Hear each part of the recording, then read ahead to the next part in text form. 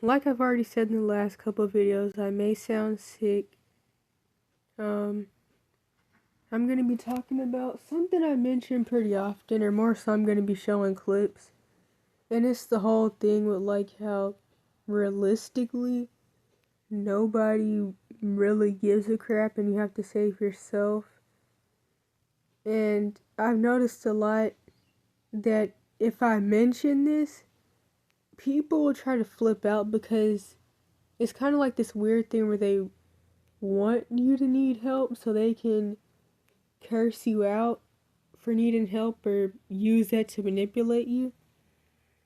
And also realistically when you talk about the reality of like the world and stuff, it makes people feel mad at you because one, people don't like the reality, but two, it makes people feel guilty subconsciously and it makes them feel like you're talking about them. Like if you mention the fact that you have to save yourself, people try to act like you have trust issues, quote unquote, which to be truthfully honest, anybody that's some random person that you don't know from a ball of pain or however the saying goes, that's telling you that you have trust issues, quote unquote, they're either really ignorant and don't really know what that means, or they have bad motives anyways because, like, I don't know, it's just really weird how I don't have trust issues anyways, I feel, because I feel like I know that realistically most people aren't safe. I doubt that I'm even really safe, whatever that really would mean. But it's like, people are at least mostly half safe, and like, when it comes to like having good discernment, it's easy to tell who's safe enough, but then it's like, a lot of people aren't really attached to anybody. Well, no, because then I'll go into a whole long 3-hour rant. But point is, when you know that you have to save yourself and that nobody gives a crap, that's an issue and people act like you're disturbed and traumatized for admitting that. But when you do ask people for help, then people will be like, save yourself, pull yourself up from your bootstraps, you should have made better decisions, that's your parents' job, or maybe they'll say you're grown, or they'll do that whole bullcrap thing where they go on a rant about how quote unquote people think that the world owes them and nobody owes, stuff like that. It's like, if you know the truth, people have a problem with that. If you don't know the truth, people have a problem with that too. So, going into this is the full interview, because I talked about this, well no, I went over some clips from this, I think, actually no I didn't, that was, well crap, no I can't, oh, no, I think that was actually from another interview, but I do think I mentioned some of the clips from here in this MPD DID video. At least you got a good support system though, as in him. Oh yeah. He's just my brethren, isn't it? Like that's what my upbringing is. Like I don't really see my parents as my parents. I just see them as my brethren, isn't it? So it's like. How old is he? My dad, I don't know, something. Right. I don't really care. Like I don't know how old some of my friends are. Like I don't care. I don't care about a lot. I just care about me. Not in a cocky way. Yeah, no. But just in a no one really gives a fuck about anybody. You get it? I just live. I live in the reality of this, bro. Okay, this is the part. This is the part. Hold up. Honest to God, yeah. I'm tired of this fake shit. Like nobody actually cares about anybody, bro. Like nobody cares about anyone.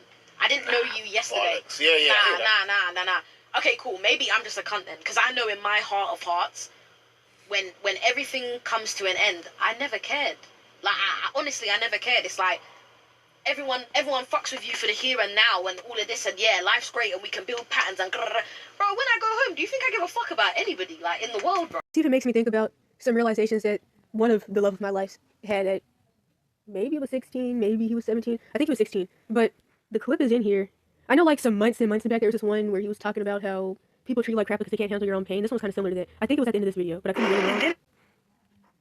In the school system branch of the Catholic. Start showing your real face. Okay, yeah. People push you. If you admit that nobody will help you, people see that as a problem as well. People want you to have a lot of false hope.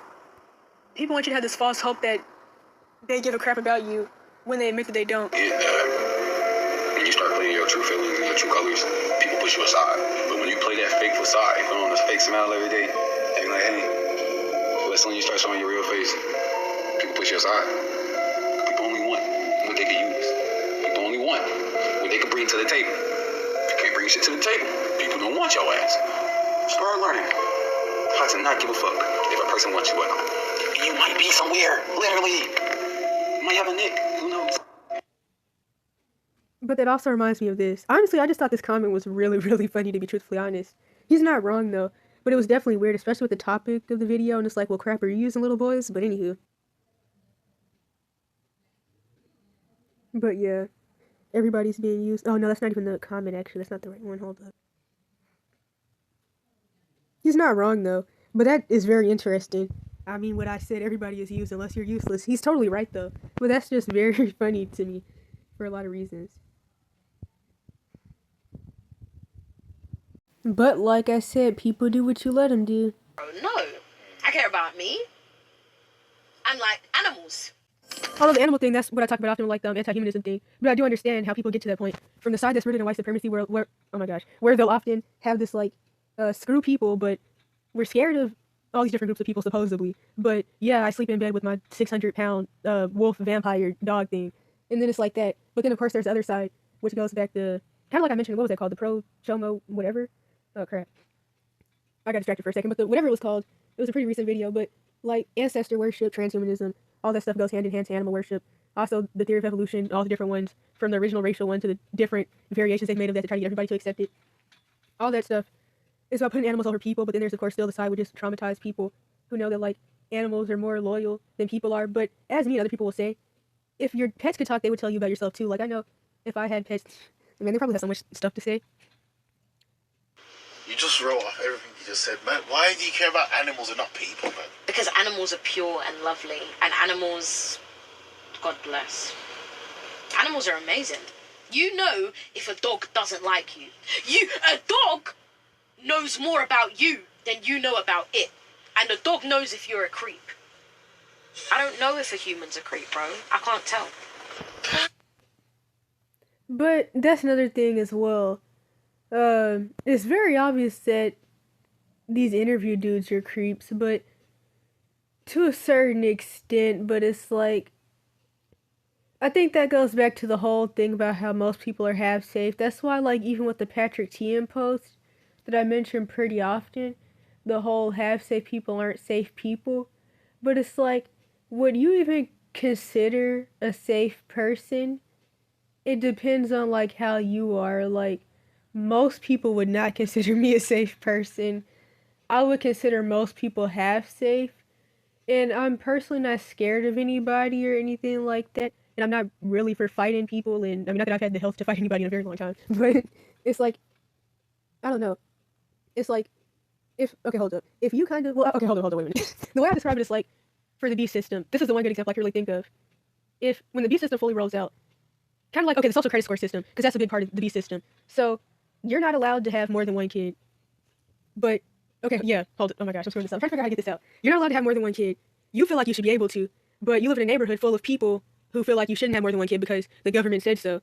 And so, those people are honestly probably less than half safe to you. And they'll report you and get you locked up or unalived because you end up having more than one kid and they know that you're thinking about it. Because one of the things about the beast system is being able to lock people up just because somebody feels like they may commit a crime or supposed crime, which I forgot what that's called. There's a name for it. Like, I don't even remember, but it has something to do with the digital ID and all stuff like that. But anywho, point is, people that see things way differently than you do could be dangerous in a lot of ways. Like for the person who wants to have more than one kid, everybody in their neighborhood isn't safe to them. But for all the multiple people that don't see anything wrong with this law or whatever, the other people who, they're safe for each other. I don't think this is coming out right. Hold up. Wait a minute. Like, I remember there was this whole situation where this one cash for kids system staff bullcrap mandated reporter, quote unquote, that I used to think that, like, she was cool because she would admit that, like, my abuse situation was what it was. But, like, other people that were helping me break free from the gaslighting and stuff, they didn't like her. Now looking back, I understand why they didn't like her. But I remember this one time when she was like, we got into an argument over whether a perm and a relaxer was the same thing. Something that we really shouldn't have even been talking about, which kind of goes into one of the many reasons why nobody else liked her. But, anywho, she was like, you feel like anybody who doesn't agree with you, what did she say? You feel like anybody who doesn't agree with you is against you. And, like, I can get how a lot of people could see that way. But also, one of the things about it is that the only thing I was doing was asking for help. The only thing I rarely do now that a lot of people in the world wouldn't like is talk about what actually goes on, and a lot of people don't like that. So reality is too hard for a lot of people because it makes them not be able to go to sleep at night, or they benefit from the chaos and horrors. So a lot of people wouldn't like that, and they would consider me unsafe, and I would consider them unsafe, because all I pretty much really do, if that even came out right, is like talk about people coming together and try to like help people understand what's going on and why certain things are happening. But a lot of people don't like that, and that's not safe and not good to a lot of people. And so a lot of people don't like the videos and stuff. And yeah, I don't think that's really like. I just wish I had a better example because I don't really like either of those.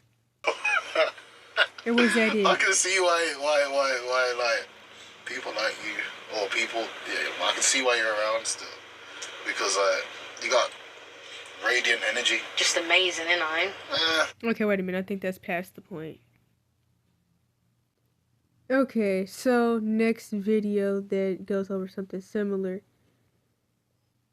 But I would advise watching this video though. What's up, y'all? It's Truth Tiger, and today I'm going to talk about how the world does not care about you. The world does not care about you or me. And when I say the world, I just mean that in a very general sense. There are good people out there who care about you and who care about me. Obviously, God above us cares about us. Jesus cares about us tremendously. But if you're seeking, like, care and love and kindness from this world, you're not going to get it. Your average person is very selfish and doesn't care about others. And, like, we all have these struggles we go through.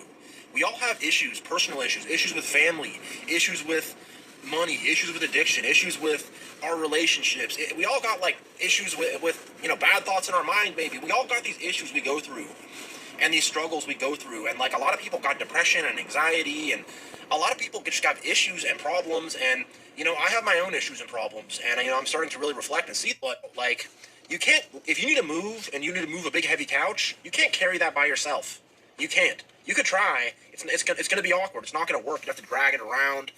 Like, we need to help each other. Like, we need teamwork, Like, there needs to be teamwork. We got to be a team. We got to care about each other. We got to help each other out.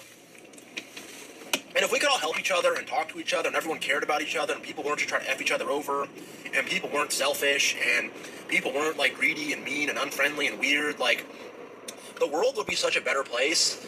And, like, we would have so much less problems, and our personal issues would be so much lighter and better because we could talk to people about them and actually have help and get help for it in the way that we need, but that help is not there. And that's another thing that I was even kind of talking about earlier, how like I even see religious okay, wait a minute. How am I going to break this down? So, the comment from the person in Europe that talked about how Americans like hate homeless and poor people and all that stuff, and how like people talk about how there shouldn't be services for people, which there really already aren't, especially if you're under a certain age. But I'm not going to go too in-depth into that. But it's like, this person was saying that one of the points of taxes is for like the money to go towards services for the society. And Americans seem to not get that. And I was like talking about earlier how I noticed this were like religious organizations. It's like with the tithes, which I know people often talk about how tithing wasn't originally money, but I mean, there was the whole thing with like the Hebrews and the priest and like all that stuff. But anywho, still, because I'm about to go somewhere else. You're supposed to put the money in and it's supposed to go back like into the community or whatever, but that's really not how that works. It's like there's some people putting into like the dish or tray or whatever, or the box, but it's like some people are pocketing the money, some people are probably eating the money, somebody's losing the money, some people are getting more than they give, and it's just a lot of stuff with that. Hopefully that was a good example. That help is not given, and nobody really seems to care. And the thing is, people look to the system for solutions. Oh, you got some problems? Well, go talk to a therapist. Go pay a therapist to talk to you, And I'm not going to bag on anyone for therapy. People need therapy. People need help. Whatever, you got to do what you got to do to, help yourself and take care of yourself. I'm not going to disparage anybody for that at all, but it's like, it's like you don't have friends you can talk to. You don't really have a support system. And this makes me think about something else, if I can find it. So, is this recording? Oh, yeah. Stuff like this. This makes me think about that. I don't really know how long to sit here. And then, like, it even makes me think back to those 2 videos I made during, what was that? Maybe like the part 5 abuse evidence channel, or the part 6, but I believe the part 5 with the whole, you must have mommy and daddy issues or whatever that boy said, and my dad's a diagnosed narcissist and all that bull crap. And pretty much he was like, like, believing that there's not love in the world is quote unquote narcissistic, a term that really is just like overused, and psych labels are all bullcrap anyways. But pretty much the whole thing that like I'm gonna end up unaliving myself. Honestly, I kind of feel like a lot of people have been like waiting for that to happen for years. But if I'm gonna end up unaliving myself because of the reality of the world, then I was gonna end up unaliving myself anyways. I don't even know if that makes sense, but it's like, I mean, the reality is just the reality. But if anybody was wondering, like, my posts are mostly jokes. Mostly. So yeah, this right here. And then also, so there's this, as well as the love of man, like, men will be lovers of themselves, that as well, but this verse especially makes me think about all this. And one thing I could throw in though is that I've mentioned before how, like, due to, like, different things, like attachment stuff and just a lot of stuff, I don't really feel a lot of emotion. And it's really interesting how people who, like, claim that they do feel a full range of emotions can treat each other so terribly, but it's like, I really don't feel emotion, to be honest, but I don't, like, run around terrorizing people. But I do feel like maybe I'm too isolated for it, and like if I did have the chance, I would. Not on purpose, but it's kind of like, I don't know, because I do wonder about it. Because I have often thought about throughout my life, like, if I've mostly been around abusive people, which is, well, not even really just abusive, but just like kind of iffy, I guess I could say, which is the usual, then like how would I not be abusive myself if it's the norm? And that's another thing when people run around talking about some narcissist this and narc that. We're really all just extensions of each other. We're all just reflections of each other. We create wait a minute. We create the issues of the world, and literally everything that happens because of us. Not that I'm trying to like um blame people for things that happen to them that they don't have control over, obviously, because I mean, I just be talking junk to myself too, and people, oh my gosh, and people I know, 'cause I'm not editing anything out. But crap, what was I about to say with that? Because I lost my train of thought. And then, like, another thing is that I'm not really a people's person. I remember even when I was in the buddy buddy bull crap, but I was just a limerence obsessed person with romantic obsessions and FPs and all that. Like, I remember realizing really early that I didn't really love any of the people that I said I loved, and that they didn't love me either. And that's why I don't run around with all that I love you stuff. I feel like I'm kind of too isolated for that most of the time, but it's also kind of like, it's all bullcrap though. And I'm definitely not like into all that I hate people stuff. That's not even, I don't even think I feel enough emotion for that. But I don't really like all that anyways to even be running around saying that. But it's still kind of like, it's all just really a lot of fake bullcrap. Life that you could talk these things through, who could support you and help you out. So you got to pay someone to do it, you know? And it's like, it's really crazy that we have come to that point in society, you know? And society says, well, you got depression, just take these pills. It's just an imbalance. It's got nothing to do with the state of your life or the fact that you're feeling unfulfilled.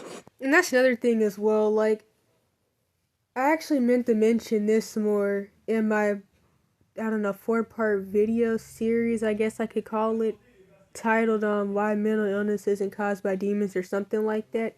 I also meant to talk about the whole thing with the bullcrap ideas that revolve around quote unquote depression and wanting to unalive yourself, because it's like, there's really no such thing as like depression. It's just being in a bad situation, or maybe you're just a realist and you're not in a buddy la la land skipping through the tulips with Elmo and Barney, which, shoot, Elmo's terrifying too. And Barney, like, I think Barney is about, like, I guess Barney's about hallucinations or something. But crap, if I was to hallucinate anything, Well, nah, because that'd be terrifying, actually, so never mind. I mean, like, there's the happy side, but I wouldn't want to, I don't know. I just wake up and there's like a purple dinosaur standing over me. That's like, that could be really bad out of context, though, because it's kind of like, I don't know, you just like wake up and there's like a purple dinosaur with no clothes on, but maybe I'm making it, nah, never mind, because I'm making it bad.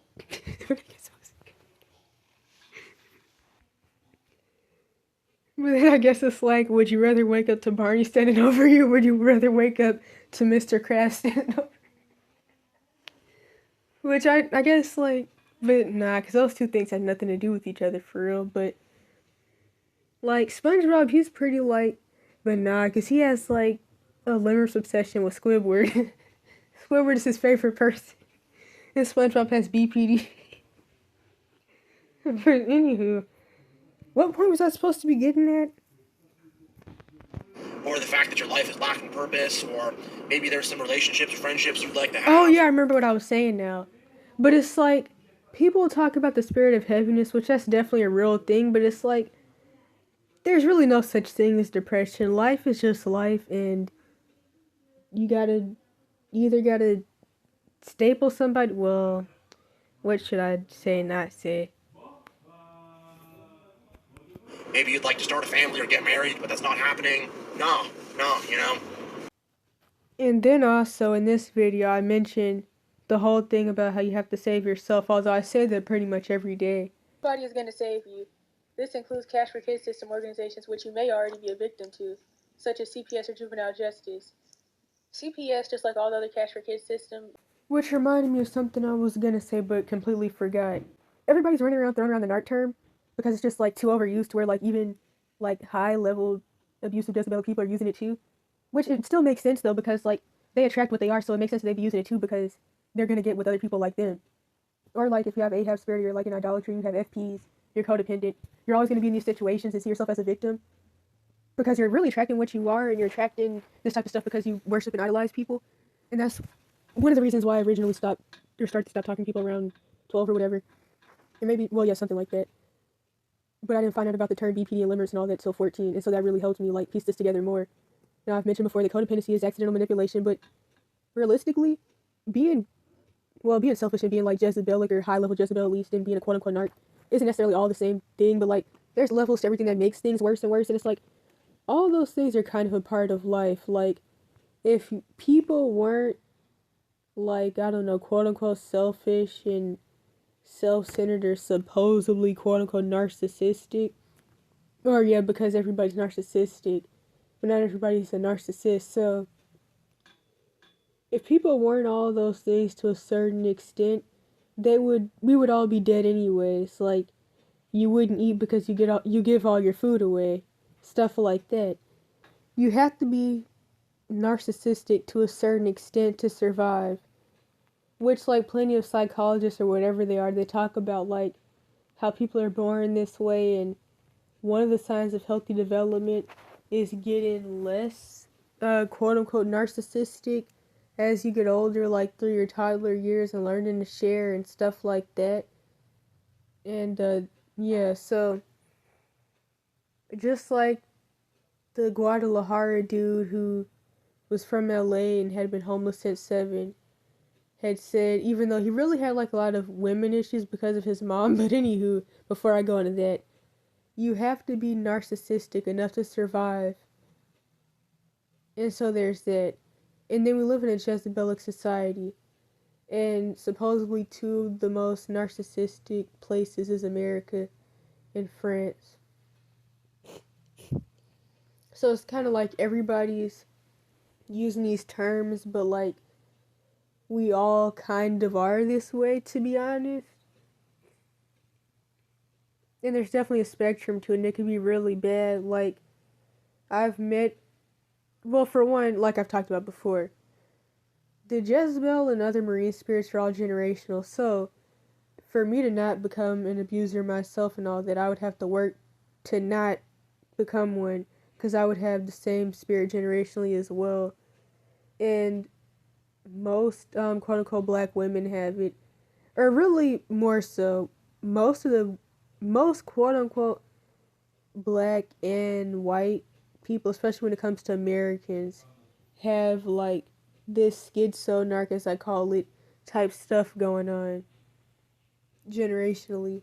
Because as I mentioned before, it fuels the schizo-narcism of white supremacy. It fuels the angry.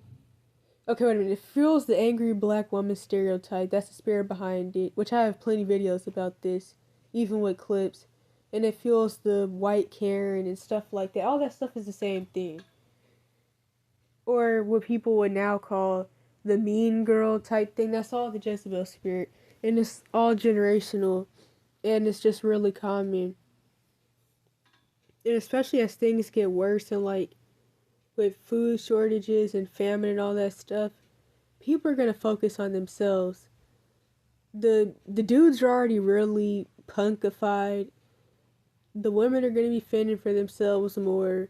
People already didn't give a crap about their kids, and most people didn't even want their kids to begin with, or they had them to use them and essay them and use them as a punching bag and for other weird reasons.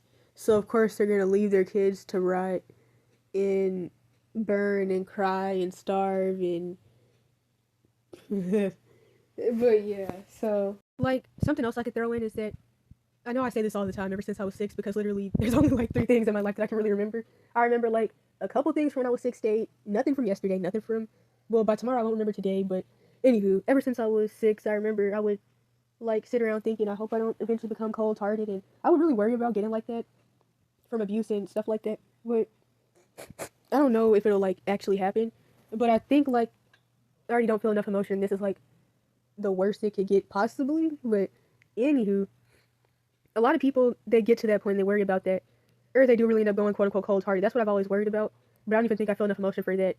So yeah, but another thing that I've mentioned a lot is that I already understood how my mom's boyfriend especially could end up becoming the way that he did, but it's like especially now I think more and more about that. It's so easy to get like that, and I'm thinking about a good clip to show. Wait a minute. I'm trying to think though, because it's like, this could even probably go into the Anointed Prophetic Autism, etc. playlist. Because like, all this goes hand in hand with the MPDs and stuff. But there's the whole I was like came from power videos. And no, actually no. This is actually probably a good thing to describe the whole what was I saying? The cold-heartedness. There we go. And people losing all emotion. Maya, clean the stairs. No, let me skip some stuff. Man, I don't want to hear that shit, man. In the last 6 months, y'all doing the same shit. Your son out here stealing fucking groceries, looking like a fucking hungry kid for the last 6 months. Y'all in here fighting over fucking food. You got people putting shit in food. I just text Paul this. Let me tell you what I text Paul earlier. I'll show you something. You're talking about them spitting in their stuff to keep other people from eating it? I don't know what's going on. I know one time chocolate spiked that fucking peanut butter. And I know don't nobody eat peanut butter for kids. No, she said that she put laxatives in her stuff spiking to keep other people from Right. Right, so she's not gonna eat it either then. Or she's gonna eat it and take a shit. Here go Paul. I'm coming for dinner tonight. Matter of fact, I'm coming for dinner every fucking night, and I'm gonna help you with your groceries. I'm not eating this motherfucker, because I'm starting to think motherfuckers is spitting and shit. Yeah, it is. Mama said she was scared. Huh? Mama said she was scared getting lit. And that's another thing as well. I've been meaning to actually make a video about this, using this clip and then using the pictures. I have my older scapegoat sisters that they drove insane, whose nickname is Mama. The quote-unquote chocolate one, that's my older enabler sister that I mention pretty often, and even made a video about a couple weeks ago because I ran across one of her little bullcrap comments about how homeless quote-unquote schizophrenic people should be involuntarily committed. But anyways, it was already a known fact that due to the food wars and how food belonged to certain people, specifically the adults, there was like a lot of spiking, I guess, as he's calling it. And so, of course, my older scapegoat sister, she was a quote unquote schizo one. So whenever she would talk about how like people were literally talking about how they were spiking the food, as my mom's boyfriend is talking about in this video, it was just her being quote unquote paranoid. But yeah, I've been meaning to talk about that because that just goes into like how these labels are used for scapegoats, and people pretend that like the scapegoat is just like a schizophrenic liar or something. But anywho, Scared of eating there too. Y'all doing fuck shit to each other behind each other's backs. I'm seeing everything everybody does. I'm the only one that moves around the house all day to see everything all of y'all do. The shit's scary. I'm not eating in there. I'm kind of glad I didn't get into that dip now. I wanted something bad as hell. I ain't ate in 3 days. I've been drinking soda and coffee. Still says some food in the kitchen. We have a kitchen? okay, hold up. Where the kitchen room that stays clean? People go there to eat food and have dinner like a family. I know we got this room where I can go in there and get hot water, and there's a microwave. I'm eating like I'm in jail. Coffee and noodles. Something that somebody can't open and spit in and close the bag. I'm scared to eat in there. When people like, even though y'all make it seem like it's kind of harmless, but y'all can put stuff in food. You're spiking food. And you know what though? I haven't talked about like my current situation, but it definitely has made me think about like this stuff is so normal to like a lot of people. And that's why I was saying in some whatever video that was, I don't even know, cuz I upload like 30 times a day. But whatever video that was recently, I talked about how like healthy people who like are the 1% with the healthy safe family system typically live in a la la land fairy tale, go to sleep to be able to go to, well, not even to be able to go to sleep at night. They literally just live in it because that's what they live in and that's their reality. They live in a bubble where they typically don't get out much and don't really go out and do anything and don't really know anybody because the family system is so put together. They don't like have to like do all this going out trying to make friends stuff. Not that that's a bad thing, but like they don't have to like look for other people to depend on and survive off of and get help or attachments from whatever in the world. I don't know how to really put it. And these 1% people with these safe family systems seem to be extremely unaware of the realities of the majority of people. Like these 1% don't even actually understand the reality that most people whoop their kids. Most people, a lot of people claim to see something wrong with like beating up your sexual partner, because apparently that's bad, but beating up your kids isn't. But they don't even understand that most people in the world see beating up kids as okay. Like the reality that they live in versus the majority of the world is insane. That's very fucked up. It's a real fucked up thing to do. Y'all do. Hey, I'm just wondering how fucking evil I'm supposed to be. Look at the shit y'all do to each other. Y'all family. And that's the thing that a lot of us would say. Us being like my siblings, even like the older enabler ones, especially whenever my mom wasn't around, for them to like boost her up, which I would have videos of my mom's boyfriend admitting how like yo kids don't like you, stuff like that he would say. But we would often have to admit that a lot of the stuff that my mom's boyfriend said, even though he was like one of the main aggressors, was true when it came to certain things. Sometimes it was like flipped around stuff to make him the good guy, kind of like how he's doing manipulatively here, but it still was pretty true. But I'm such a bad guy.